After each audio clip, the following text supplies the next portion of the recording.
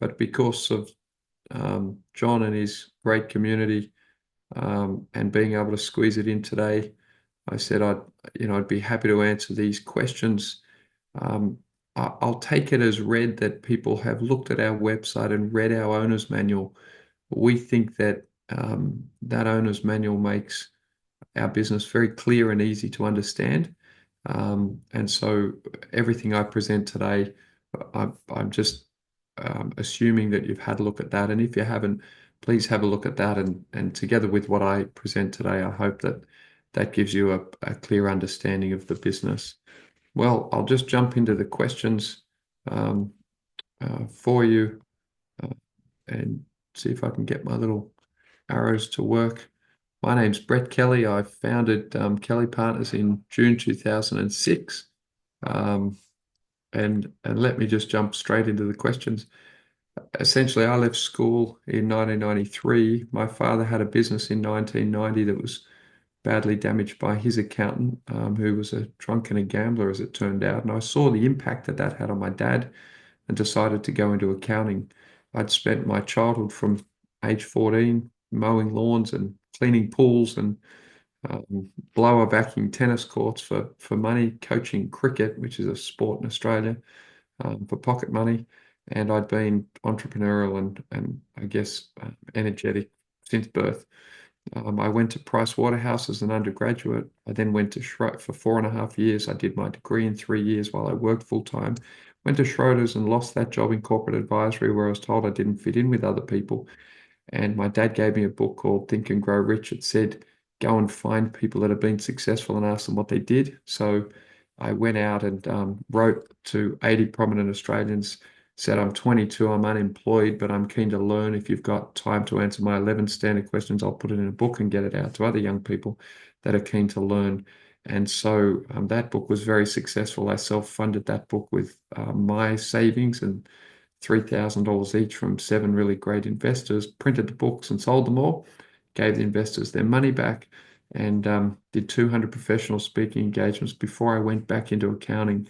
Now, I had read the first book on the stock market I read was Phil Fisher's book of Common Stocks and Common Profits when I was about 17, 18, and that led me to Benjamin Graham, to Warren Buffett, to the EVA movement, Alfred Rappaport, you can see on the screen, sort of creating shareholder value.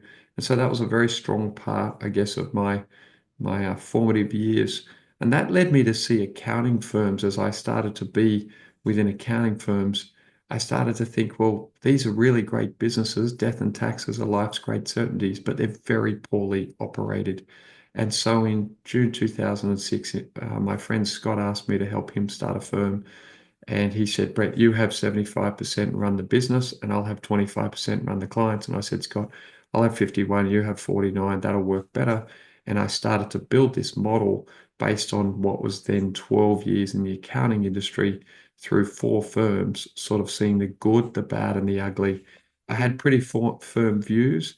After I lost my job, I started listening to tapes and reading books. I'd read hundreds of books at this point, and I had these ideas from the greats of business. So a business that was a great place to work. So people volunteer to go and work at Disneyland because it's the happiest place on earth. I wanted a place that people wanted to come to work. In terms of processes, I said that we wanted to be Walmart in the back end and McDonald's in the front end. In terms of client experience, we wanted to be like Four Seasons and Ritz-Carlton. In terms of financials, we wanted to be like Berkshire Hathaway. So that gives you a bit of a précis. I've written 5 books since, and I sort of came at this thing with a different view. The thesis was really simple. I just saw megatrends driving the need for tax services firms, shrinking tax-based demographics. I'd done my master's degree in tax, and I'd studied this shrinking tax-based demographics, societal pressure to increase personal taxes, competitive pressure to reduce corporate taxes, ongoing government budget deficits in Western countries, and heightened corporate disclosure with increased tax complexity and compliance. And I thought this industry is just going to keep growing. Now, in Australia, the Tax Act had grown by 14 times since 1951. So I thought, well, if, essentially thinking about toll roads, there's basically a toll road on the Parliament's desire to continually drive tax laws. So there were global incumbents. I believed, having worked at Price Waterhouse, that they would lose trust over time because I saw the internal behavior. And they also neglected what we call small and medium-sized enterprises, privately held businesses. And so I saw a long-term, 25-year Buffett-style, very large opportunity. I also knew from my reading that Warren Buffett had invested in H&R Block in the 70s and made a lot of money. So the accounting industry was also facing a succession crisis. Back where I did my Masters of Tax, I had seen that the demographic issues facing Western countries. There was the first intergenerational report published by our federal government, and I could see that that was going to be a big issue. When I dug into our industry, I saw that the baby boomers owned all the firms and they were facing a major succession issue. And then in the US, basically the same issues, but 15 times larger than Australia. And these issues are present in the UK, in all of Europe, and in all the developed countries. So what we did was develop this partner owner driver 51-49 10-year agreement model where you've got disciplined selection of people, their equity partners, so they can grow genuine wealth over time. It's a deal that's very good for the partners, doubles their profits, reduces their working capital by 2/3, and gives them 25 to 40% of their time back. And that over 25 years, I knew that in our model, they could make more money than in any other model, including the big four firms, and that all of the incentives were aligned all the way through. And then all the way through, in terms of building the business, it was about have a whole co, SPVs, a portfolio of businesses where there was no individual partner risk, no individual client risk, no individual location risk, that could be a drama to the whole co. And so it was always this idea that our business is actually building and operating partnerships. I took this idea from Warren Buffett. Although our form is corporate, our attitude is partnership, and that 51-49 partner owner driver is a model for a respectful and valuable partnership. So in the questions that John sent to me, he asked, I just thought I'd roll through those. So what are the business highlights? Kelly Partners is a disruptive operator in a highly attractive accounting services market.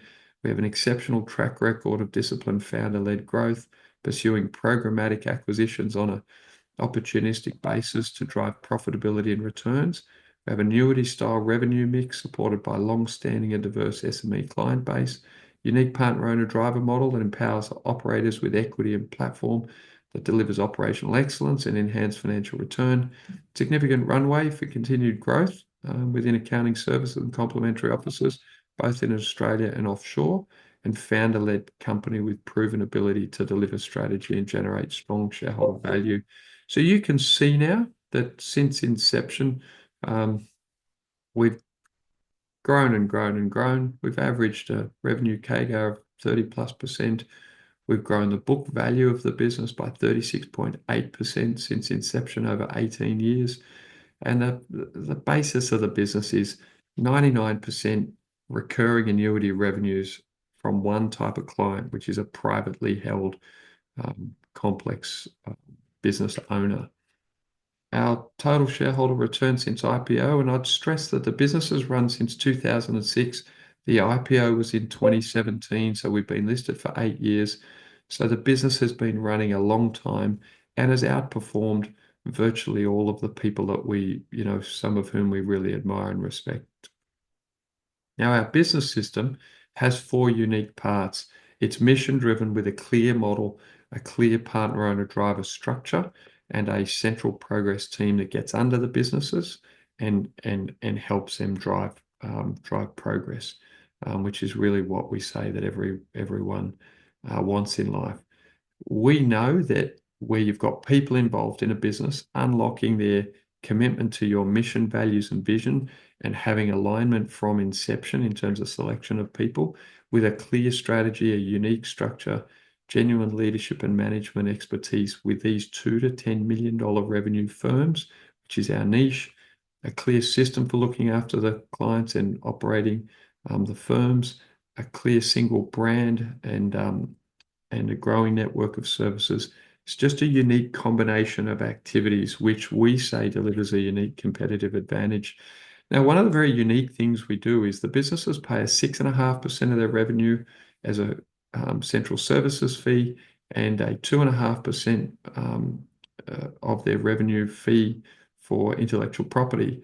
And that 9% drives our mission and fuels our mission. So as the business grows, there's an internally driven and funded flywheel where the firms have a large amount of money being reinvested into those businesses. And that today is more than $10 million a year. What we know with professional partnerships is that they distribute all of their cash. They don't reinvest into the engine of the business. We built this model. It's called the Kelly Partners Progress Pyramid that identifies 12 parts of a business. There's 3 of those parts are the foundation. Above that's the operations. Most businesses focus on operations. They should first focus on foundation. The quality of your mission, values, and vision, the clarity of your strategy, and the firmness of your structure gives you a foundation to grow operationally. On the left-hand side is what KPGH does. On the right-hand side is what we ask the partners to do. We're taking 9 of the 12, 75% of the things that partners worry about at the moment away from the partners so that they can focus on the areas where they can add the most value. We recently acquired a 51% interest in the Kudos International Network. It has 60 firms in 48 countries. And we believe, and I'll talk more about this later, that many of those will become Kelly Partners firms over the next decade. In terms of the runway for growth, Australia is a $12 billion market. The US is a $190 billion market. The United Kingdom's a $60 billion market. We believe that by moving the operations of the business, we've now expanded the addressable market by more than 15 times what we had in Australia. The opportunity for KPGH to replicate success in the US is large and obvious. It's not easy to do anything in life, but we think that with a 9% average annual growth rate industry, that's 15 times the size of Australia. And frankly, the Australian market is more digitally developed and a lot more competitive than the US market. We feel well placed to make the US a hub of our global growth. In terms of demand drivers, they're exactly the same in the US as they are in Australia. The structure of the industry is the same. The nature of the ownership is the same, and the pressures are the same. In terms of deploying capital, there was a question about how we've deployed capital. This table is taken directly from our owner's manual. You'll notice that we're clear about our desire to build per share intrinsic value. And since IPO, we haven't issued a single additional share nor raised any equity. And we clearly outline there are 5 ways for us to deploy capital and how we think about and what we've been doing in that respect. In terms of technology, we just see technology as an opportunity. We have our own thoughts about the strengths, weaknesses, opportunities, and threats of all technology, including AI. We think the fittest people win, and we're very fit with respect to the use of technology. And frankly, our business is built on earned insights and trade secrets, and we won't say much more about how we're addressing that at this time. In terms of key metrics, again, this is published in our owner's manual. Strong revenue growth, 22% 5-year CAGR, 30+% 18-year CAGR. I'll sort of leave these numbers for you to review in your own time, but a strong emphasis of return on equity, return on invested capital, cash conversion, being financial drivers of our ability to continue to fund and drive a programmatic acquisition strategy. In terms of M&A, we select our target partner profile firms based on alignment with our values, our mission, values, and vision. We look at their capacity to meet our target operating and financial metrics. We look at their long-term commitment to being owner-operators of their businesses with us. We look at their long-term client relationships and focus on accounting and tax services. There's an enormous amount of opportunity. There's key terms that I mentioned: 50, 51, 49 deals, 10-year commitments, considerations, part upfront, part earnout, standardized branding and marketing, fees paid for centralized back office, defined base salaries, monthly distribution, etc. And there's an 18-year track record. Now, the advantages of being a public company, we think, are credibility, awareness, relationships, access to capital, accountability, and valuation. In all respects, being a public company has made KPG stronger.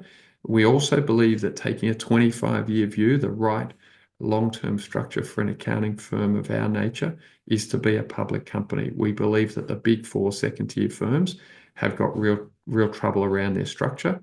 And we think that there's an insurgent opportunity that, because of the quality of our structure, we can outperform them over the next few decades. Our vision is to become Australia's global accounting firm. There are global accounting firms, as you can see here. It's just that there isn't an Australian global firm, and Australians are intelligent, hardworking, and globally oriented. So there's no reason that there shouldn't be an Australian name on that list. CBIZ is a great US business side-by-side example of what's possible for Kelly Partners. They've increased their market capitalization by 10 times in the last 10 years in the US. And their target market is much larger firms, but they serve as an instructive example of what we think is possible by being ultimately listed in the US and growing a global business. In terms of globally, we see ETL and Edward Jones as the most comparable examples of what we're looking to do. ETL's got $2 billion worth of revenue. Edward Jones has got more than $10 billion of revenue. And so when people ask, is there an opportunity to grow the business? We certainly think that there is. I hope that's been interesting in terms of addressing those questions that John has sent to me, and I might stop sharing now and go back to chatting with John. Wonderful, Brett. Thank you so much. That's fascinating. I think it does sound like kind of hitting upon the right recipe has been the key here, because once you have that, you can scale it, especially in markets as large as the US or the UK. Did it take a while to come upon that recipe, or how did that come to be, and have you adjusted it materially over time? Great question, John. I think that a recipe is a nice way to put it, is that we believe that the best business model wins over time. And so, when you start, you might think you've got the best business model, but I'm a quietly determined type of person that would rather, I genuinely believe that business is show business, not tell business. And so I was prepared to quietly build the business for a decade while I proved to myself, as much as anything, that the model made sense and could work. And then I believe that in life and business, a good idea will scale, but it'll scale well from its own internal drivers. And so today, when we want a firm to join with us, we simply introduce them to our other firms, our other partners, and say, if you like these people and what we've done with them resonates, then we would love you to join us. And so people like to be part of a winning team. And so now we believe that the model is very, very, very well refined over more than 85 transactions. And so has its own internal momentum and is growing. To your question, have we materially changed it? The answer is no. I had a long time to look at the shortcomings of accounting firms before we started Kelly Partners, and so I'd had a lot of time to reflect. But the quality of our agreements and the day-to-day implementation and integration of what we do, we're constantly improving that. And so every time we bring a firm into the business, we learn from them and they learn from us. And that's kind of an internally generated source of improvement. And then as a public company, one of the questions that you provided is that as a public company, we meet smart people like you and your community all the time, and they give us insights. And if we think we're good at anything, we think we're exceptionally good at learning and executing quickly. And so when we get a good idea, we use it. And obviously, you still have room to grow in Australia, where I believe you're number 10 at the moment. And then you've added the US and UK as areas of growth as well. So clearly, the runway is extremely long.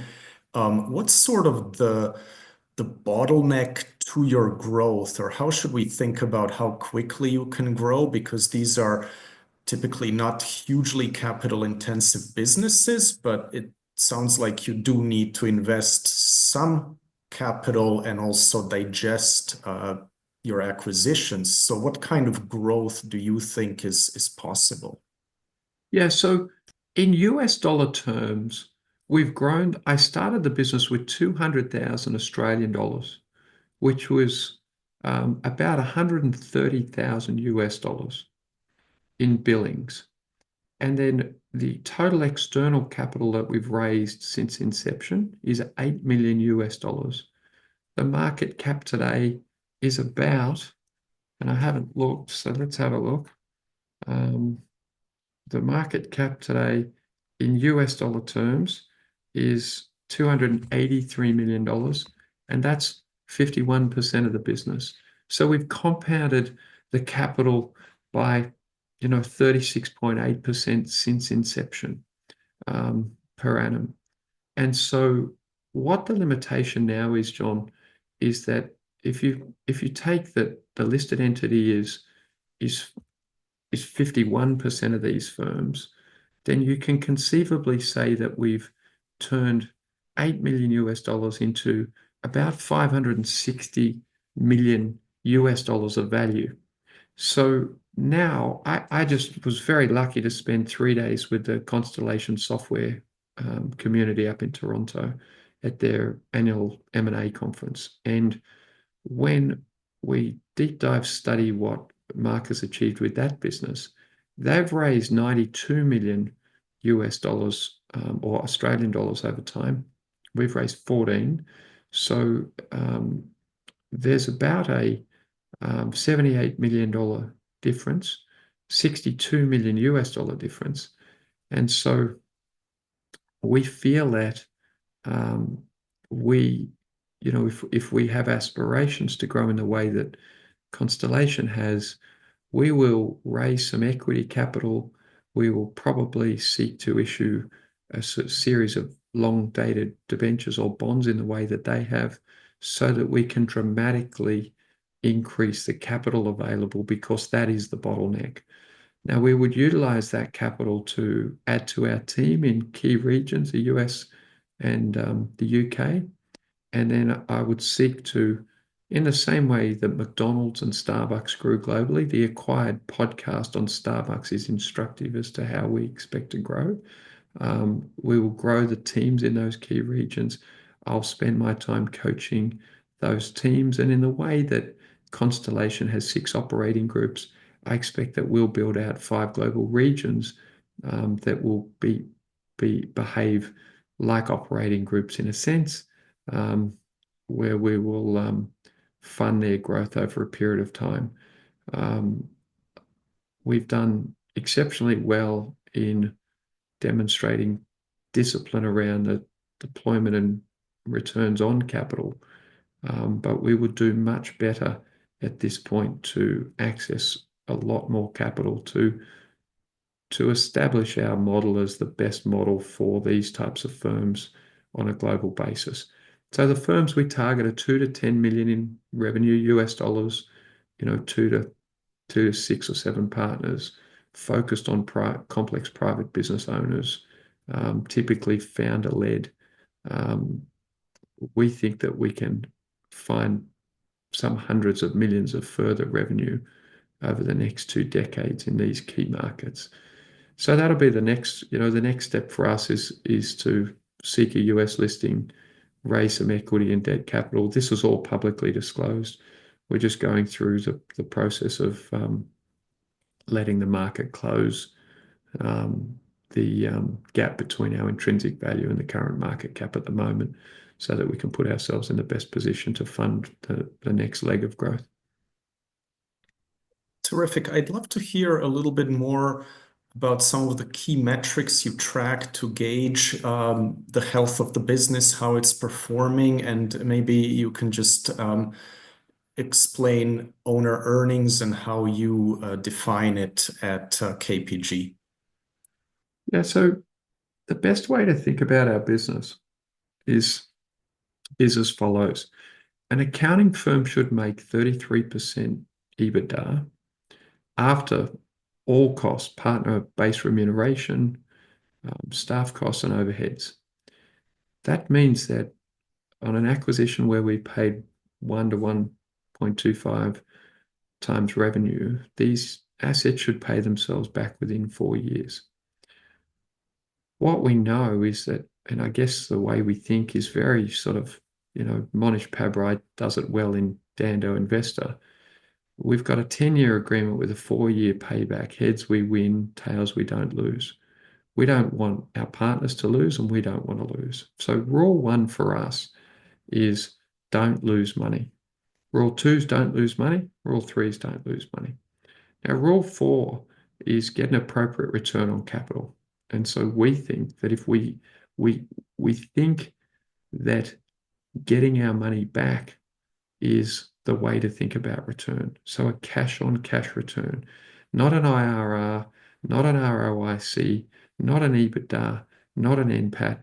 Simply, if we invest $1 million in this business, when do we get the $1 million back, and how long will that cash flow continue at an appropriate rate? Now, we know that fat people who get fit tend to go back to being fat, and fit people that get fat tend to go back to being fit. So if you get a business and you make it make 33% EBITDA for a good period of time, 4 years to pay itself back, that period of time, the habits that become engendered in that business typically stay with the business. And so we know in the way that Buffett used to explain, and I think still does, is that if you've invested in a business, you get your money back, and then that annuity income stream sort of continues forever. It's effectively, that's the way I think of free cash flow, meaning that the cash flow is now free and keeps turning up. So I guess that's rule four for us, is the way we think about our return on invested capital.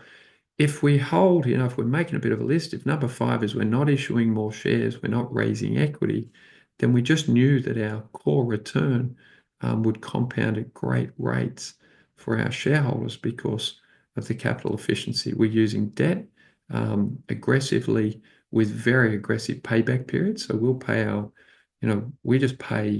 we use 100% of our profits to pay down our debt within each of these subsidiaries. The partners get their cash, and then we recycle that debt to simply buy the next asset. So I think that's the core thing to understand about the holdco and its owner earnings is its owner earnings are simply driven by the underlying asset. Now, forever, Munger and Buffett have talked about just follow a dollar through the business. So for the people listening, think about, you pay your accountant, he makes 33%. Once there's no debt, we get half of that, and that goes into our ability to buy more firms, or we distribute it as a dividend, or we pay back debt, or whatever we do with it. The debt at the holdco has always been very low and still is. We're carrying a bit more debt there now that we've raised some debt in Australia to buy some US firms. So we're carrying a little bit of debt there at the moment. But we just get that cash and we simply either distribute it out as dividends or redeploy it to buy more assets. Now, the 9% that we collect, we have traditionally, from time to time, invested more than the 9% to achieve the next level of growth. That's just a capital allocation decision. We've got two things coming into the business, 9%, and we've got our share of profits. Sometimes we take some of our share of profits and we top up the 9% so that we can build out our team to make sure we can do the integration of the next leg of growth. You'll see that we increase that amount and then we grow even more, and then we squeeze that down And we typically, we've got a long pattern that you can see since IPO now of it sort of going up and squeezing down and going up and squeezing down and the growth being delivered. In terms of